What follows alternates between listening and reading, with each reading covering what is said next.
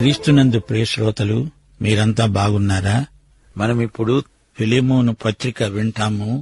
ఈ పత్రిక పౌలు రాసింది. ఇదొక వ్యక్తిగతమైన ఉత్తరం. ఒకే అధ్యాయం గల పత్రిక. క్రీస్తు శకం 61-62 ప్రాంతాలలో దీన్ని పౌలు రాశాడు. బైబిలులో ఇలాంటి ఉత్తరాలు ఉండడం గొప్ప విశేషం. బైబిలులో ధర్మశాస్త్రమున్నది, చరిత్ర, కవిత, ప్రవచనాలు ఉన్నాయి, 4 సువార్తలున్నాయి. ఉత్తరాలు, లేఖలు, పత్రికలు కొన్ని సంఘాలకు రాయబడినవి, కొన్నేమో ఆయా వ్యక్తులకు రాయబడిన ఉత్తరాలు. పౌలు ఫిలెమోనుకు ఈ ఉత్తరం రాసినప్పుడు ఇది బైబిలు గ్రంథాలలో ఒకటి అవుతుందని అతడు అనుకోలేదు. ఈ ఉత్తరం కేవలం వ్యక్తిగతం. పౌలుకు వ్యక్తిగతం కావచ్చు గాని దేవుడు అతని ఉత్తరాన్ని బైబిలులో చేర్చి మనం అందులో పాఠాలు నేర్చుకుంటామని ఉద్దేశించాడు. ఇది కూడా ఇతర బైబిలు గ్రంథాలలాగే దైవ ప్రేరితం. ఇది లేఖనం. మనకు నీతియందు శిక్ష గరపడానికి ఎంతో ప్రయోజనకరం. ఈ పత్రిక రాసిన సందర్భాన్ని గురించిన కథ ఉంది. ఫిలెమోను కొలసీ నగర వాస్తవ్యుడు. ఫ్రుగియ దేశంలోని పట్టణం అది. అది నేటి టర్కీ దేశం, అనతోలియా ప్రాంతం. అయితే ఆ ప్రదేశంలో మనకిప్పుడు ఏ పట్టణము ఉన్నట్లు దాఖలా కనిపించదు. పౌలు కాలంలో అదొక గొప్ప నగరం. పౌలు కొలస్సీ సంఘస్థులకు ఉత్తరాలు రాశాడు. పౌలు ఎన్నడూ కొలస్సీని సందర్శించిన దాఖలా ఏదీ లేదు. అయినా పౌలు అక్కడికి వెళ్లి ఉంటాడనిపిస్తుంది. ఆ కాలంలో బానిస వ్యాపారం ముమ్మరంగా జరుగుతుండేది. రోమా ప్రభుత్వమంతటా ఇంచుమించు 60 మిలియన్ల మంది బానిసలుండేవారు. రోము సామ్రాజ్యమంతటా జనాభా మొత్తం 120 మిలియన్లు. బానిస అంటే యజమానికి స్నేహితుడు కాడు, శత్రువే. యజమాని తన బానిసను ఏమైనా చేయవచ్చు.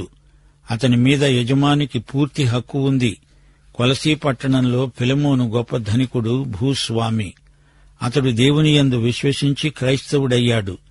పౌలు ఎఫెసులో ఉండగా ఫిలెమోను అక్కడికి వచ్చాడు. పౌలు ఎఫెసు నగరంలో తురన్ను అనే ఒక వ్యక్తి దగ్గర ఉండి అతని బడిలో బోధించాడు. 2 సంవత్సరాలు ఈ విధంగా పౌలు వాక్య పరిచర్య చేశాడు. పౌలు ప్రతిరోజూ మాట్లాడుతూ ఉంటే అనేకులు వచ్చి వాక్యం విన్నారు. చిన్నాసియాలో లక్షల కొలది ప్రజలు వచ్చి సువార్త విన్నారు. వారిలో ఫిలెమోను ఒకడు. ఫిలెమోను ఈ విధంగా యేసు ప్రభువును తన స్వకీయ రక్షకుడుగా అంగీకరించాడు. ఫిలెమోనుకు ఎందరో బానిసలున్నారు. వారిలో ఒనేసిము ఒకడు. ఉండి ఉండి బానిసలు తప్పించుకుని పారిపోవడం మామూలే. వీలు చిక్కింది. ఒనేసిము పారిపోయాడు. పారిపోయి పెద్ద నగరంలో జనసమ్మర్దం ఉన్నచోట ఎవరికీ చిక్కకుండా తప్పించుకుంటారు బానిసలు. ఒనేసిము అదే పని చేశాడు. ఒనేసిము తిన్నగా రోము మహానగరానికి వెళ్లిపోయాడు. అంతమంది జనం మధ్య అతన్ని ఎవ్వరూ కనుక్కోలేరు. ఒనేసిము అనే ఈ బానిస రోములో ఉంటూ ఓ పరమ సత్యం గ్రహించాడు. స్వతంత్రంలో బానిసత్వం ఉంది, బానిసత్వంలో స్వతంత్రం ఉంది అనేదే అతడు కనుగొన్న పరమ సత్యం. తానొక బానిసగా ఉన్నప్పుడు ఏమి తినాలా, ఎక్కడ ఉండాలా అని అతనెప్పుడూ ఆలోచించలేదు. అంతా అతని యజమానే చూచుకునేవాడు. అయితే రోము మహానగరంలో ఈ బానిసకు ఒక బెడద వచ్చి పడింది. తలవాల్చుకునేందుకు ఇంత స్థలం లేదు. ఆకలితో నకనకలాడిపోతున్నాడు. తినడానికి పట్టెడన్నం దొరకదు. ఒకరోజు ఒనేసిము కాళ్యూడ్చుకుంటూ వీధిని వెడుతున్నాడు. ఒకాయన బహిరంగంగా బోధిస్తున్నాడు. ప్రజలు శ్రద్ధగా వింటున్నారు. ఒనేసిము ఆ సభలో జొరబడ్డాడు. ముందుకు జనాన్ని నెట్టుకుంటూ వెళ్లాడు. ఆ బోధకుడు సంకెళ్లతో బంధించబడి ఉన్నాడు. ఒనేసిము తాను బానిస అయి ఉండి స్వతంత్రుణ్ణి అవుదామనే ఆశతో పారిపోయి వచ్చాడు. అయితే ఇదేం విచిత్రం! ఈ బోధకుడు స్వతంత్రుడై ఉండి సంకెళ్లతో బంధించబడి ఉన్నాడు. నేను బానిసను, నాకేమీ లేదు. ఈయన స్వతంత్రుడు, ఈయనకు అన్నీ ఉన్నాయి. కాని బానిస అయ్యాడేమిటి? ఏమిటి మర్మం అంటూ ఒనేసిము ఆ బోధకుణ్ణి యగాదిగా చూస్తూ అతని మాటలు జాగ్రత్తగా విన్నాడు. ఆ బోధకుడెవరు? ఆయన అపొస్తలుడైన పౌలు. ఒనేసిము తిండికి బానిస, డబ్బుకు బానిస. మరి పౌలో సర్వస్వతంత్రుడు. యేసుకు ఈ మహానుభావుడు ప్రేమ బానిస. తన తనువు, తన మనసు యేసుదేవునికి సమర్పించుకుని స్వచ్ఛంద ప్రేమ బానిస అయిపోయాడు. సభ ముగిసింది, అందరూ వెళ్లిపోయారు. అప్పుడు ఒనేసిము పౌలును వ్యక్తిగతంగా కలుసుకున్నాడు.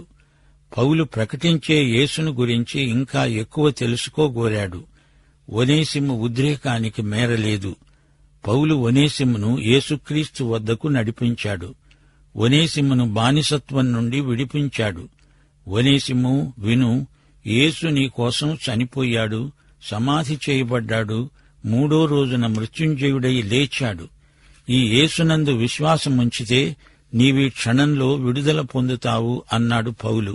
వెంటనే ఒనేసిము యేసునందు విశ్వాసముంచాడు, రక్షించబడ్డాడు. ఇప్పుడు ఒనేసిము క్రీస్తునందు నూతన సృష్టి. శ్రోతలు వింటున్నారా? అప్పుడు ఒనేసిము ఏమి చేశాడనుకుంటున్నారు? తన గత జీవితాన్ని ఒక్కసారి వెనక్కు తిరిగి చూసుకున్నాడు. తాను చేసిన పాపాలకు కుమిలి కుమిలి ఏడ్చాడు. తానెవరికి నష్టం కలిగించాడో వారిని క్షమాపణ అడుగుతాను అంటున్నాడు.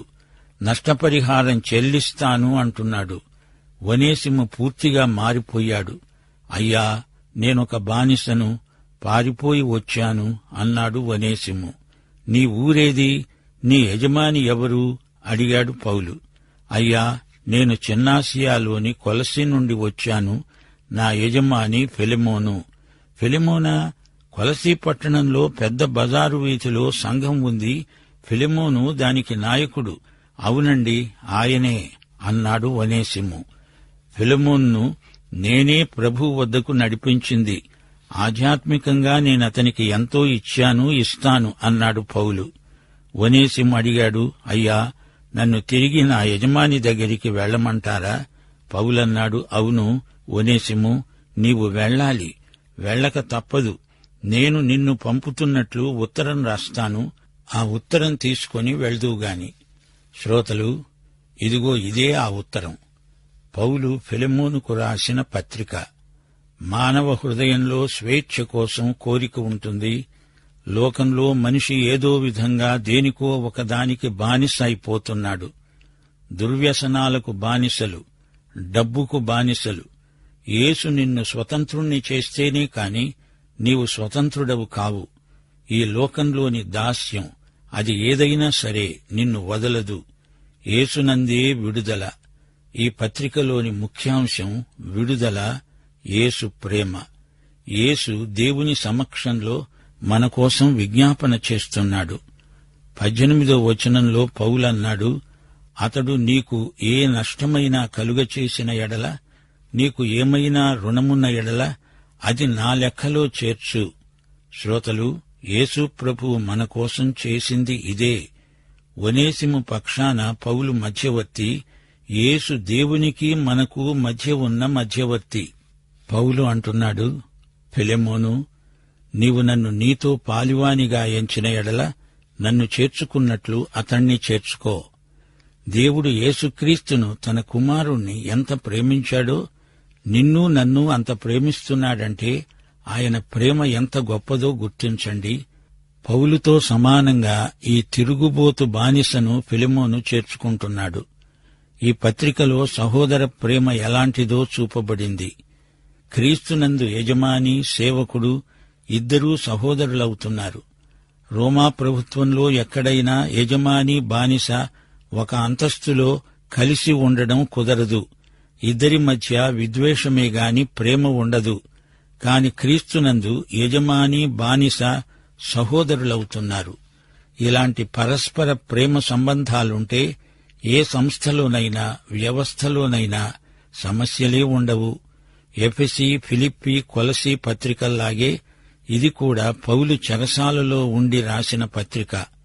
ఫిలెమోను భార్య అప్పియా. ఫిలెమోను అనేది గ్రీకు పేరు, అప్పియా ఫ్రుగియా ప్రాంతంలోని పేరు.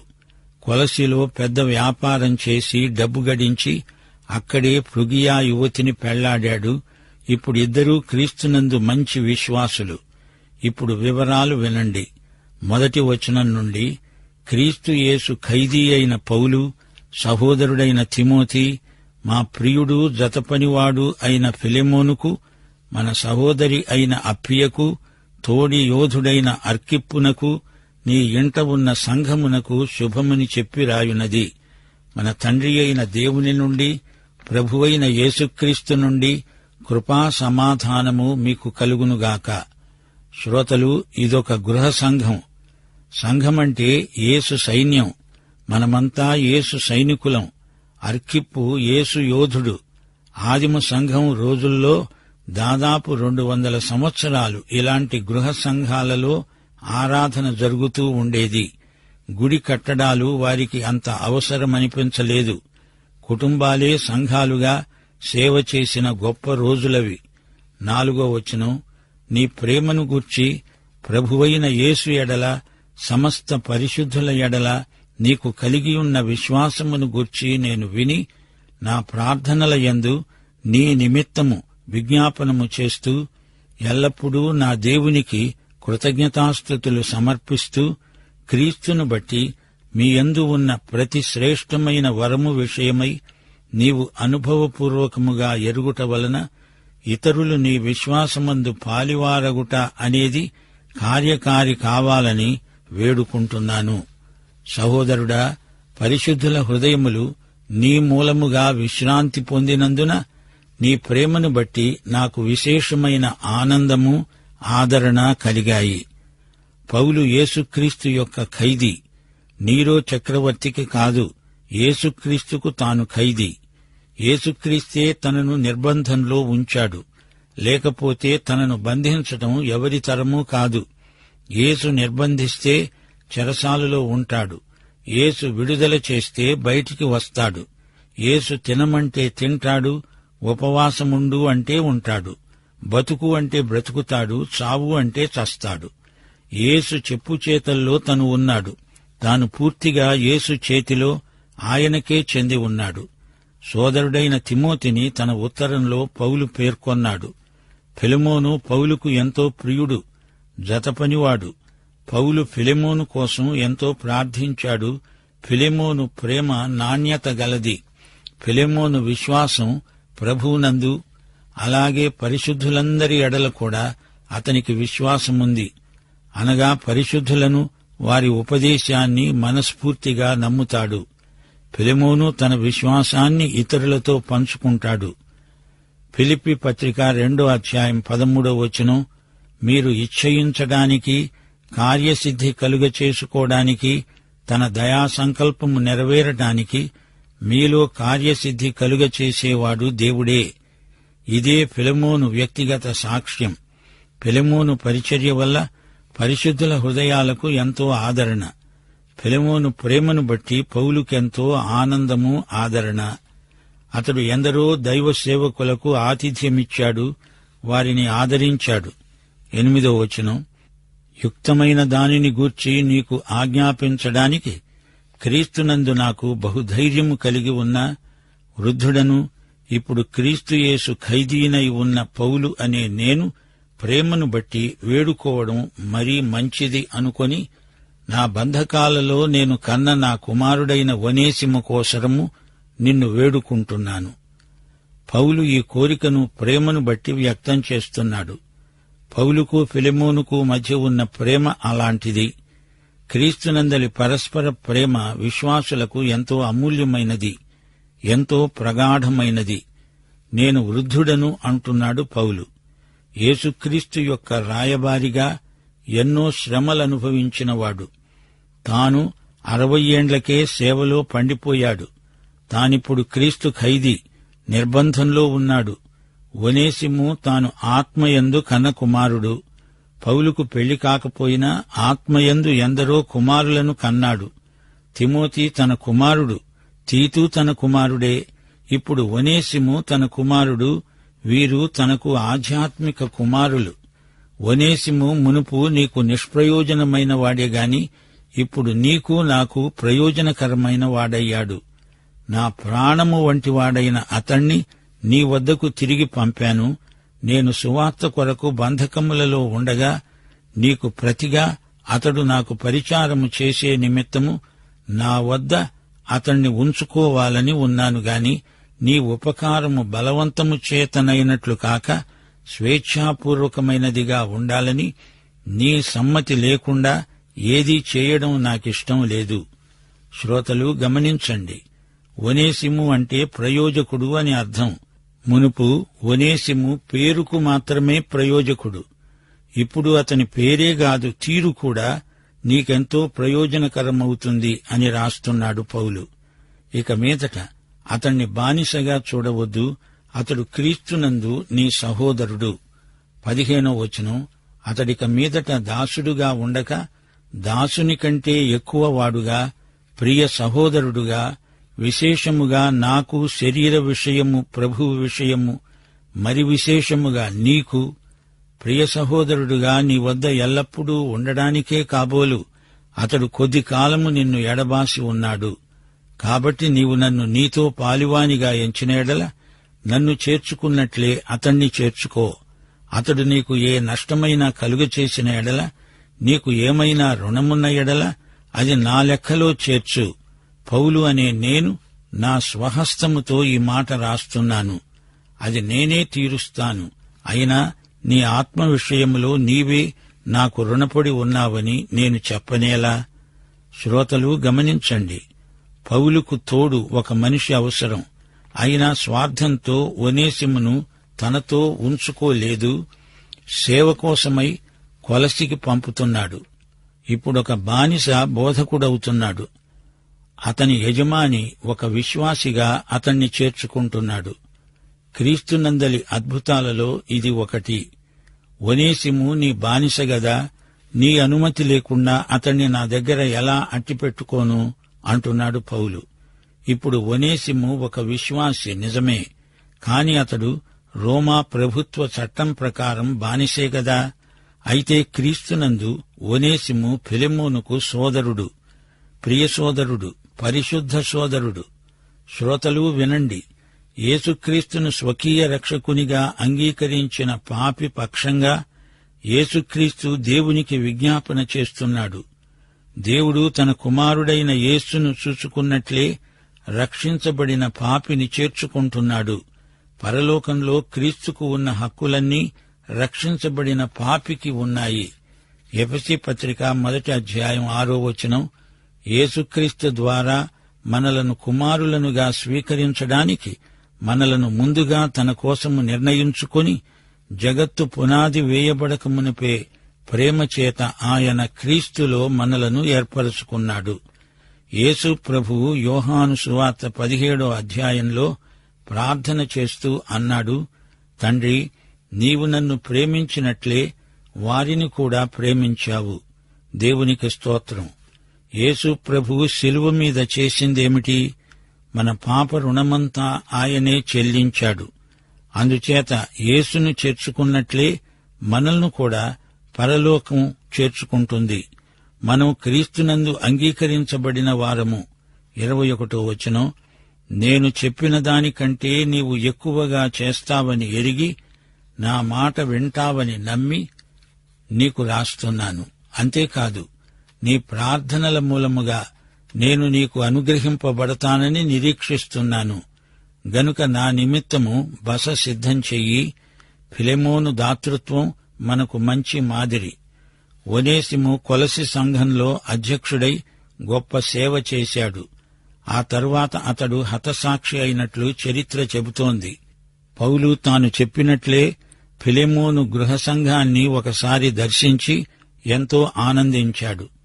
23వ వచనం, క్రీస్తు యేసునందు నా తోడి ఖైదీ అయిన ఎపఫ్రా, నా జతపనివాడైన మార్కు, అరిస్తార్కు, దేమా, లూకా వందనాలు చెప్తున్నారు.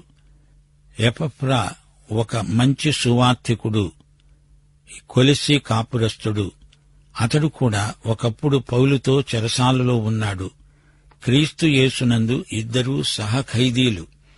ఒకప్పుడు మార్కు పౌలు నుండి విడిపోయాడు, కాని ఇప్పుడు పౌలుతో తాను సహసేవకుడు. అరిస్తార్కు. దేమా ఇంతవరకు పౌలుతో ఉన్నాడు. ఆ తరువాత అతడు ఇహలోకాన్ని స్నేహించి పౌలును విడిచి తెస్సలోనికకు వెళ్లిపోయాడు.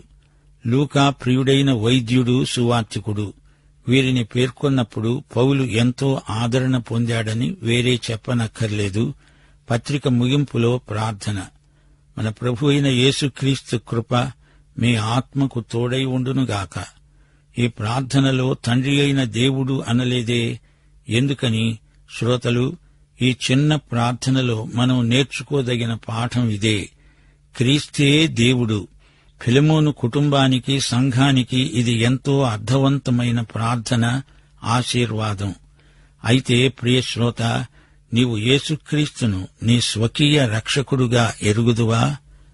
పాఠం ఇంతటితో సమాప్తం.